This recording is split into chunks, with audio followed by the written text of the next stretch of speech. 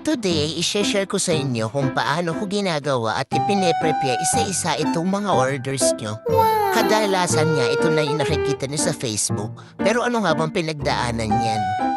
Una ay gagawa ka muna ng mixture at ilalagay mo sa mold. Pagkatapos naman lalagay mo yung details ng client mo. At saka yung design na gusto niya, mano-mano lahat yan.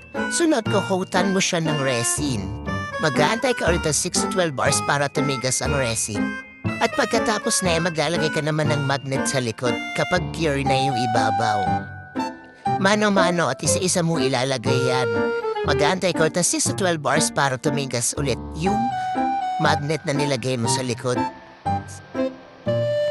At share ko din sa iyo, napakakalat at napaka-messy talaga gumawa ng resin kung alam nyo lang.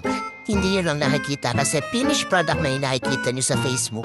And after 6 to 12 hours, pwede mo na nga siyang punin at kailangan mo siyang punasan isa-isa bago mo ipak.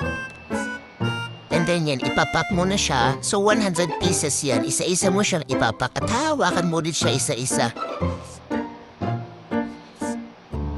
And ito na nga yung makikita niyong ipinopost ko sa Facebook. Parang walang pinagdaanan.